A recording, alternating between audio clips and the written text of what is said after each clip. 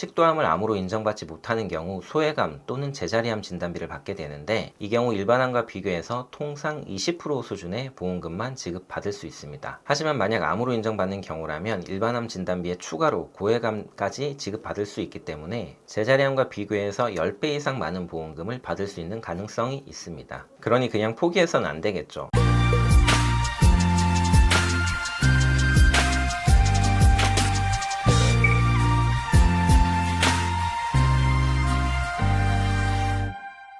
안녕하세요. 변질섭TV의 한세영 변호사입니다. 암보험에서 5대 고해감이라고 하면 식도암, 췌장암, 뼈암, 뇌암, 그리고 혈액암 정도를 말합니다. 결국 암 중에서도 고해감으로 분류하였다는 것은 진단을 받게 되면 생존율이 다른 암과 비교해서 떨어지고 치료도 쉽지 않기 때문입니다. 고해감 중에서 하나로 분류하는 식도암에 대해서 오늘 이야기해보고자 합니다. 식도암으로 진단받고 암 진단비를 청구하는 경우에 보험회사에서 암이 아닌 암의 전 단계에 해당하는 제자리암이라면서 암 진단비 지급을 거절하는 경우가 있습니다. 물론 모든 케이스에서 그러한 것은 아니고 일부 케이스에서 이러한 일이 발생하곤 합니다. 식도암 중에서도 암의 종류가 편평세포암으로 이루어진 경우에 암이 어디까지 침륜되었느냐에 따라서 암으로 볼 것이냐, 암의 전 단계인 제자리암으로 볼 것이냐에 대한 판단 기준이 달라진다는 것입니다. 식도암의 경우에는 의사에 따라서 암에 대한 구분이 상이한 경우가 있고, 이에 따라서 조직검사 결과로 볼 때 암에 해당함에도 불구하고 제자리암으로 진단서가 발급돼서 암으로 보상을 받지 못하는 경우도 종종 있습니다. 물론 반대의 경우도 분명히 존재합니다. 조직검사 결과상 제자리암에 해당되지만 암으로 진단서가 발급돼서 분쟁이 초래되는 경우도 있긴 합니다. 이러한 경우라면 어차피 제자리암이기 때문에 손해를 볼 것은 없겠지만 암에 해당됨에도 불구하고 진단서가 다르게 발급돼서 암으로 보상받지 못하는 안타까운 일은 분명히 없어야겠습니다. 더욱이 고해감이라 보험금도 큰데 말이죠. 식도암의 경우 암보험에서 고해감으로 분류하고 있을 정도로 그 예후가 좋은 편은 아닙니다. 어떤 암이라도 환자가 건강을 회복하기 위해서는 잘 먹으면서